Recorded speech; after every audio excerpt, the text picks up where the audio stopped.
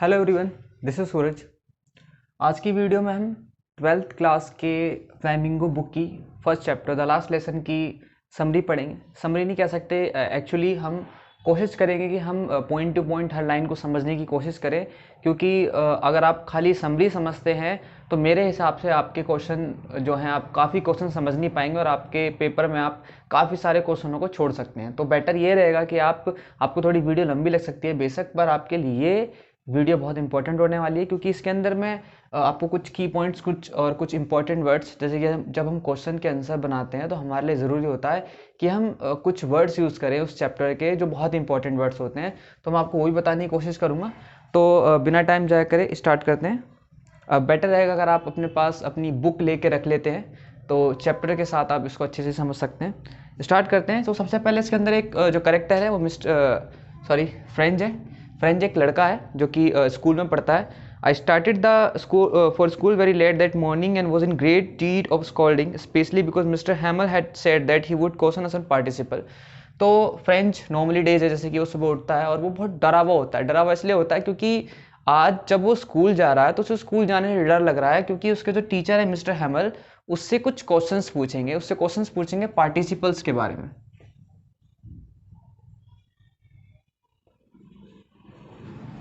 Participles actually rules होते हैं, जैसे हम आर्टिकल्स कहते हैं ए एन और द। उसके बाद for a moment I thought of running away and spending the day out of the road. उसने सोचा कि भाई मुझे तो कुछ याद है ही नहीं, तो मैं सोचता हूँ कि मैं ना जाऊँ स्कूल, मैं भाग जाऊँ, मैं गोल कर जाऊँ। और क्योंकि बाहर अच्छा मौसम था, बर्ड्स जो है चिरपिंग करी थी and the open field back of the साम द पर्सन सोल्जर, वहीं पर उसके पास में कहीं सोल्जर्स रहते होंगे, वो ड्रिलिंग कर रहे थे। ड्रिलिंग मतलब अभ्यास कर रहे थे। It was all much more tempting than the rules of participles. तो ये उसके लिए पार्टिसिपल्स के रूल से ज़्यादा लुभावना, उसको ज़्यादा मज़ा आ रहा था कि यार चलना स्कूल छोड़ते हैं और घूमने चलते हैं। But I had the strain to resist, but उसमें स्ट्रेंथ थी कि वो रेजिस्ट कर सके, विरोध कर सके, और उसने कहा नहीं मैं तो स्कूल जाऊंगा। उसके बाद when I pass the town hall there was a crowd in front of bulletin board. जब वो टाउन हॉल के पास से गुजरता है, मतलब जब उस घर से तैयार होकर निकल जाता है, रास्ते में एक बुलेटिन बोर्ड पड़ता है। ये बुलेटिन बोर्ड भी बहुत इंपॉर्टेंट वर्ड है।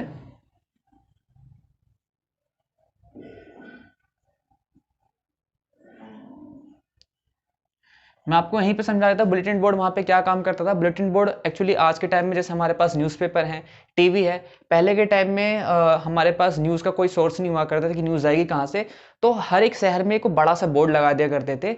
उस बोर्ड के थ्रू उन लोगों को नॉलेज मिलती थी कि भाई यहाँ पर हमारे एरिया में कौन सी कोई खबर आने वाली है। तो वो जब गुजर रहा होता तो देखता है कि आज बुलेटिन बोर्ड पे भीड़ ज़्यादा होती है, क्योंकि अब पिछले 2 सालों से उनको जितनी भी लड़ाइयाँ चल रही होती है उनके देश की जो है, तो उनको जितनी बुरी खबरें होती है वहीं से मिलती है। कभी युद्ध हार गए, कभी कुछ ऑर्डर्स आ रहे हैं, तो आज ही सोचता है कि आज क्या मैटर हो सकता है। उसके बाद वो फिर भी वहाँ पे रुकता नहीं है और जितनी तेज जा सकता था उतनी तेज जाता है। द ब्लैक स्मिथ, अब यहाँ पे कुछ जो पर्सन होते हैं जो उनको देख रहे होते हैं, आप इसे नोट डाउन कर लीजिए, ज़्यादा बेटर रहेगा, आप इसे खुद अंडरलाइन कर लीजिए। द ब्लैक स्मिथ वाचर जो वहाँ पर होता है, who was there with his apprentice, अपने अप्रेंटिस के साथ, वो बुलेटिन बोर्ड को पढ़ते हुए उससे कहते हैं डोंट गो सो फास्ट बब। बब यहाँ पे लड़के को यूज करा गया है कि ज्यादा तेज मत जाओ लड़के, you will get your school in a plenty of time, तुम अपने स्कूल जल्दी ही पहुंच जाओगे। उसे लगा कि ये लोग मेरा मजाक उड़ा रहे हैं एंड वो वहां से निकल गया। अब वो गार्डन तक पहुंचता है, स्कूल के पास एक बगीचा होता है, वहां पहुंचता है। जब वहां पे जाता है तो वो देखता है कि आज वो शांति थी। एक्चुअली जब हम स्कूल जाते हैं हम देखते हैं कि हम स्कूल के पास से गुजरते हैं, बहुत शोर शराबा होता है, ठीक है, हम जिसको बाहर से सुन सकते हैं, जैसे opening of closing of desk, lesson repeat in the unison very loud with our hands over ears to understand better, कि डेस्क इधर उधर हो रही होती है, बच्चे चिल्ला रहे होते हैं एक साथ और हम समझने के लिए अपने कानों पे हाथ रख लेते हैं। But now it all so still, आज सब कुछ शांत था। I had counted on the commotion to get to my desk without being seen, और मुझे आज एक नया काम करना था कि जैसे डेली शोर शराबे में बच्चे निकल जाया करते थे कि टीचर को पता भी नहीं चले, बट जब क्लास में शांति होती है तो उनके लिए एक टास्क हो जाता है, टीचर के सामने जाना है और अपनी सीट पर जाके बैठना। तो कहता है कि आज ही मेरे लिए काम हो गया। आज ऐसा लग रहा था जैसे कि संडे मॉर्निंग हो। संडे मॉर्निंग एकदम क्लास जो स्कूल हमारे बिल्कुल शांत होते हैं। थोड़ा विंडो आई सा में क्लासमेट, इसने विंडो से झाँक के देखा, सारे क्लासमेट जो हैं अपनी जगह बैठे हुए थे और जो मिस्टर हैमल हैं वो हाथ में एक डंडा लेके इधर से इधर घूम रहे थे। और I had to open the door, इसको गेट खोलना पड़ा, सबके सामने जाना पड़ा और बहुत ज़्यादा ये उस टाइम ब्लश कर रहा था, शर्मा रहा था, फ्राइटेंड था। पर हुआ कुछ नहीं। मिस्टर हैमिल ने देखा और उसका बोला कि अपनी सीट पर जल्दी जाओ little French, we were beginning without you, हम तुम्हारे बिना स्टार्ट करने वाले थे। मतलब टीचर ने इसको डांटा नहीं, एज अ बस खाली इसको एक बोल दिया कि जाओ अपनी आपकी सीट पे बैठ जाओ। I jumped over the bench and sat down at desk, जाता है जल्दी से बैठ जाता है। और अभी उसको डर लग रहा होता है क्योंकि नॉर्मली टीचर के सामने से आया है। उसके बाद देखता है कि आज उसके टीचर ने ग्रीन कोट पहन रखा है, जो कि वो मोस्ट ऑफ डेज में नहीं पहना करता था। अब उसका जो ग्रीन कोट है वो the little black silk cap, उसने कैप पहन रखी होती है, all embroidered, that he never wore respect on the inspection and surprise days. वो उस कपड़े को ज़्यादा नहीं पहना करता था, वो कभी कभार पहना करता था। और आज सारा स्कूल बहुत स्ट्रेंज और शांत था, सोलेमन शांत था। But thing that surprising most, पर सबसे ज़्यादा जो इसको चीज़ जो उसको सरप्राइज करती है, वो सरप्राइज ये करती है कि गांव के कुछ लोग पीछे बैठे हुए थे। अब गांव के कुछ लोग कौन होते हैं, इंपॉर्टेंट है, यहाँ लिख लेते हैं। गांव के कुछ लोग होते हैं, एक तो ओल्ड होता, ओल्ड हाउसर,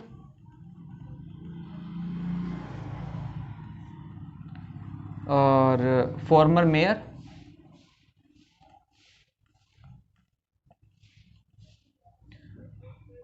एंड बहुत सारे others people.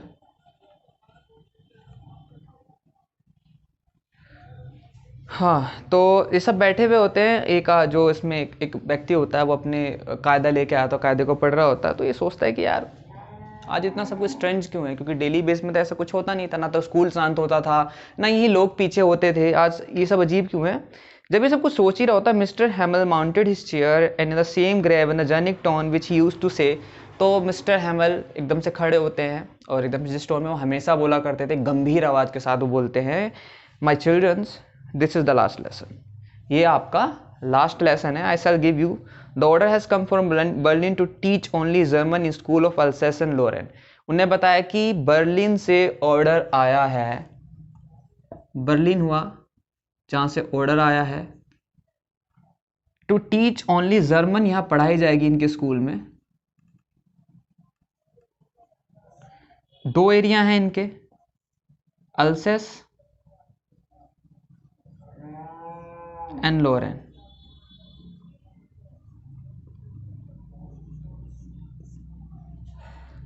The new master comes tomorrow, जो आपका नया टीचर है वो कल आ जाएगा। और मैं चाहता हूँ कि आज आप लोग मेरी इस जो लास्ट जो लेसन है उसको बहुत ध्यान से सुने। तो what a thunderclap these words to me, जैसे ही जो फ्रेंच होता है इस बात को सुनता है तो वो एकदम से चौंक जाता है कि यार बेशक हम किसी से कितनी भी नफरत करते हों, किसी को भी कितना नापसंद करते हों, बट हमें उससे एक लगाव होता ही है। और जब व्यक्ति हमारे पास से जाता है तो हमें थोड़ा तो फील होता ही है। सेम थिंग वो फील करता है और सोचता है कि अब उसे फील होता है कि हाँ अच्छा, ये लोग इसलिए पीछे बैठे हुए हैं और आज इतना जो है स्कूल शांत है, और मिस्टर हैमिल ने नए कपड़े भी इसलिए ही पहने हुए हैं। उसके बाद वो सोचता है कि यार मैंने पढ़ा क्यों नहीं, poor man, it was known of the last lesson that he put his Sunday cloth. वो चीज़ को रिपीट करता है कि हाँ भाई इसी वजह से इसने जो है आज ये सब पहना हुआ है। वाला the old man of village were sitting, की पीछे लोग क्यों बैठे हुए, it was their way of thanking. तो वो हमारे जो टीचर थे इतने सालों से यहाँ पे काम कर रहे हैं, उसको थैंक यू बोलने का उनका एक तरीका है। वाला बस thinking all of these I heard my name called, जब वो सब कुछ सोच रहा होता है एकदम से उसको अपने नाम सुनाई देता है, उसका टीचर उसको बुलाता है। एंड अब उसका नंबर होता है पार्टिसिपल्स के रूल सुनाने का, क्योंकि आज टीचर तो अपना काम करेगा। वो सोचता है कि आज मैं पूरी ताकत से जितनी मेरे पास शक्ति है मैं बढ़िया करके सुना दूंगा। खड़ा भी होता, बोलने की कोशिश करता है, बट वो पहले वर्ड में ही मिक्स्ड हो जाता है। क्यों हो जाता है, क्योंकि आज तो उसने करा ही नहीं था। और वो एक से बेंच पकड़ के डर के मारे अपनी गर्दन नीचे कर लेता है। उसके बाद मिस्टर हैमल से कहते हैं कि आई वॉन्ट टू स्कॉल्ड, मैं तुमको नहीं डांटूंगा little friend, you must feel bad enough, तुम्हें खुद को ही बुरा लग रहा होगा। देखो आज हम कहाँ पहुँच चुके हैं, हम हमेशा कहते थे कि I have plenty of time, मेरे पास बहुत टाइम है, I will learn it tomorrow, I will learn it tomorrow. हम हमेशा काम को कल पे टाल देते हैं। आज देखो टालते टालते हमारी भाषा ही हमारे पास से जा रही है। See puts of have the right to say to you how is it you pretend to be Frenchman. अब तुम लोग हमेशा कहते थे कि हम फ्रेंच है। अब तुम फ्रेंच नहीं रहे क्योंकि तुम लोग अपनी भाषा तक को नहीं जानते, तो तुम किस बात के फ्रेंचमैन। अगर हम इंडियन है, अगर हमें हिंदी नहीं आती, हमसे कोई बात कर रहा है और हम हिंदी में बात ही नहीं कर पा रहे, तो कहेगा भाई किस बात के इंडियन हो तुम। तो उसी तरीके से वो कहता ना तुम लोगों को लिखने आता है ना तुम लोगों को बोलने आता है, बट तुम इतने भी बुरे नहीं हो फ्रेंड्स, तुम फिर भी ठीक हो, और काफ़ी लोग तो इससे ही बुरे हैं। योर पेरेंट्स वर नॉट, और इसके जो रीज़न है खाली तुम नहीं हो, तुम्हारे पेरेंट्स इतने कभी चिंतित तुम्हारे लिए नहीं थे, वो तुम लोगों को तुम्हें फार्म पे भेज दिया करते थे, and so as to have little more money, पैसा कमाने के लिए। एंड मैं भी, मेरी भी कुछ गलतियाँ थी, टीचर बता रहे कि मेरी भी कुछ गलतियाँ थी कि क्योंकि मैं तुम्हें कभी कभी पौधों में पानी डालने के लिए बोल दिया करता था, और जब मैं फिशिंग पे जाना चाहता था तो मैं तुम्हें छुट्टी दे दिया करता था। Then from one thing to another, Mr. Hamill went to take off the French language, saying that it was the most beautiful। यहाँ पर क्या कर देंगे वो फ्रेंच लैंग्वेज की स्पेशलिस्टी बताते हैं कि भाई ये बहुत अच्छी लैंग्वेज है, बहुत प्यारी लैंग्वेज है। कहते हैं कि ये वर्ल्ड की सबसे सुंदर लैंग्वेज है, क्लियरेस्ट है, लॉजिकल है, और हमें इसकी सुरक्षा करनी चाहिए, क्योंकि अगर हम इसे भूल गए तो ये हमारी भाषा को फिर दुनिया से मिटा दिया जाएगा। यहाँ पे एक लाइन बोलते हैं, बहुत इंपॉर्टेंट लाइन है, इसको अंडरलाइन कर लीजिएगा कि we must guard it among us and never forget it, because when a people are enslaved and as long as they hold fast to their language, it is as if they had the key to their prison। अगर जब तक तुम्हारी भाषा तुम्हारे पास है तो समझो कि तुम्हारे पास तुम्हारी आज़ादी की चाबी है, तुम्हें वो जेल में नहीं जकड़ सकते। मतलब कि तुम एक तरीके से जानते हो कि कैसे कामयाब होना है अपनी आज़ादी के लिए। अगर तुम्हें अपनी भाषा ही नहीं आती तो भूल जाओ, तुम गुलाम हो चुके हो। आज ही जब इतने सब चीज़ों को सुन रहा होता है तो फ्रेंड्स को फील होता है कि यार आज तो बहुत अच्छे से समझ आ रहा है, टीचर अच्छे से समझा रहा है, या फिर मैं आज ज़्यादा अटेंसिव हूँ। तो यहाँ पे क्या है कि स्टूडेंट ज़्यादा अटेंसिव हो चुका है, क्योंकि वो डेली ध्यान नहीं दिया करता था, टीचर तो अपना काम डेली कर रहा है। तो वही चीज़ सोचता है। उसके बाद आफ्टर द ग्रामर, उसके बाद ये लोग इसको राइटिंग का लेसन आता है, मिस्टर हैमिल नई कॉपीज़ लेके आते हैं, उन लोग को देते हैं, और उस पर लिखा होता friends अल्सेस, France अल्सेस, they look like little flags floating everywhere in the school room. सबकी किताबें नई नई होती है, तो ऐसा लगता है जैसे कुछ नया नया अच्छा लगता है हमेशा। The only sound was the scratching. जब वो लिखने को कहता है तो पूरी क्लास एकदम शांत होती है, तो खाली लिखने की आवाज़ आती है पन्नों पे। वन सम बिटल्स फ्लू, जब कुछ मक्खियाँ उड़ती हैं तो उनकी आवाज़ तक कमरे फील कर सकते हैं। समझ रहे ना कि जब कमरे में बिल्कुल शांति होती है तो एक मक्खी तक की आवाज़ आती है, घटी टिक टिक करती है, उस टाइप में। तो उसके बाद जो है वो ऊपर जो है कुछ कबूतर होते हैं, वो कू कू कर रहे होते हैं, तो उनको वो देख के सोचता है कि क्या ये लोग भी कल से जर्मन में बोलेंगे, आज तो फ्रांस से फ्रेंच लैंग्वेज बोल रहे हैं, क्या ये भी अपनी भाषा भूल जाएंगे, ऐसी सोचता है वो fantasy. When I looked up from writing I सा, फिर जब लिखते लिखते सोचता है मिस्टर हैमिल क्या कर रहे हैं, उनको देखो, तो उठा के देखता है निगाह अपनी, तो वो हर चीज़ को स्टेयर कर रहे होते हैं, घूर रहे होते हैं। ऐसा लग रहा था मानो कि वो हर चीज़ को अपने दिमाग में बैठा लेना चाहते हैं। 40 सालों से वो यहीं पे काम कर रहे हैं, with his garden outside the window and his class in front of him. यही गार्डन, यही class, only desk and benches that have been worn smooth. बस 40 सालों में क्या बदला है, वो जो डेस्क है जिसमें हम डेली बैठते हैं वो स्मूथ हो चुकी हैं, घिस चुकी हैं। और जो ये वॉलनट का पेड़ बाहर लगा हुआ था, पहले नीचे था, अब ये ऊपर जा चुका है, छत तक जा चुका है। और एक होप पाइन का पेड़ है, वो भी बड़ा हो चुका है। How it must have broken his heart to leave it all. अब इसको कितना बुरा लग रहा होगा जब यहाँ से ये जा रहा होगा, to hear his sister moving about in the room. वो उसकी सिस्टर ऊपर सामान पैक कर रही होती है, अब पता चल रहा होता है, क्योंकि इन लोगों को कल ही कंट्री छोड़ कर जानी है।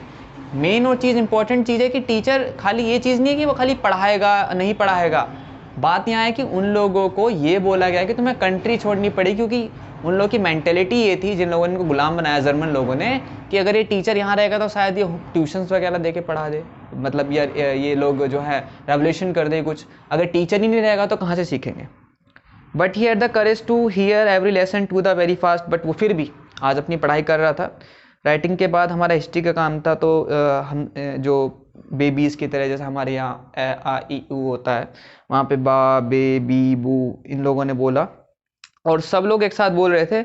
और पीछे बूढ़े लोग जो बैठे हुए थे, ओल्ड हाउसर था आपका, और फॉर्मर मेयर था, ये लोग एक साथ बोल रहे थे, और उनको फील सुन के जैसे हंसी भी आ रही थी, और कहीं ना कहीं इतना दुख फील हो रहा था कि इंसान रो जाए।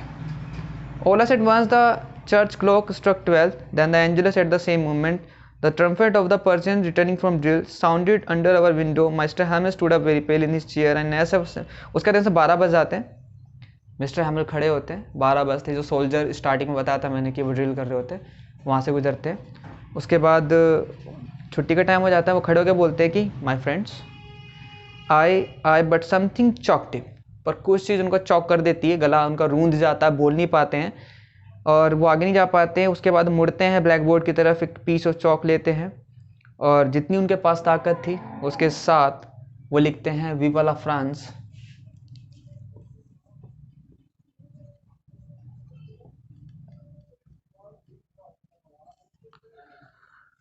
Then he stopped and lean his hand against the wall. उसके बाद वो खड़े होते हैं और अपना सर दीवार की तरफ झुकाते हैं और school is dismissed, you may go. और बिना किसी बात कहे एक गेस्चर के साथ वो कहते हैं कि school is dismissed, you may go.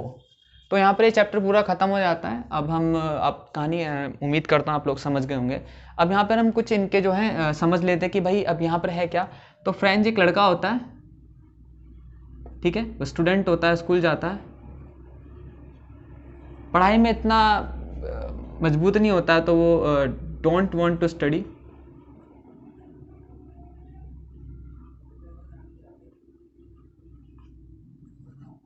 और वो जो है हमेशा बाहर की चीज़ों पे ज़्यादा ध्यान देता था। Think about outside.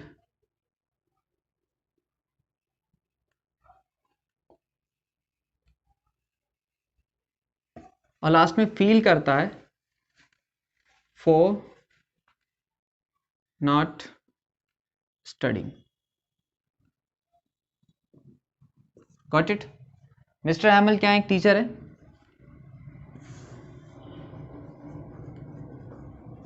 फ्रेंच पढ़ाते हैं।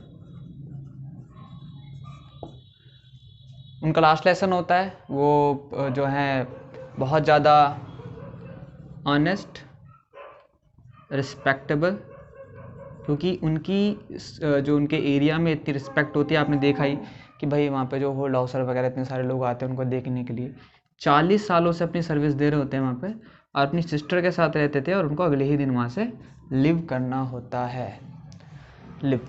अब यहाँ पर ये तो आपका हो गया, आपके कुछ कीवर्ड्स हो गए। यहाँ पे आपको समझना पड़ेगा कि भाई ये पूरी कहानी किस पर बेस्ड है। तो मैं आपको एक बार समझा देता हूँ कि ये पूरी कहानी इस बेस्ड पे है कि जर्मनी ने फ्रांस पे हमला करा और उन्होंने उसको जो है अपना गुलाम बनाने की कोशिश करी। और उसमें उन्होंने जो एक फेस ये था कि उन्होंने उनकी भाषा के ऊपर कब्जा करने की कोशिश करी। तो उसी में एक छोटे से स्कूल की एक स्टोरी है जहाँ पे टीचर क्या फेस करता है, कि स्टूडेंट्स क्या फेस करते हैं, वहाँ के लोग क्या फेस करते हैं अपनी भाषा को लेकर, और एक टीचर जो कि कई सालों से वहाँ पढ़ा रहा है वो क्या फील करता है। इसी के ऊपर पूरी कहानी द लास्ट लेसन है। उम्मीद करता हूँ आप लोगों को ये समझ आई होगी। इसके कुछ जो इम्पोर्टेंट क्वेश्चंस हैं वो आपको मैं बता दूंगा, आप इसको नोट डाउन कर लीजिएगा। फिलहाल इसको आप लिख लीजिए।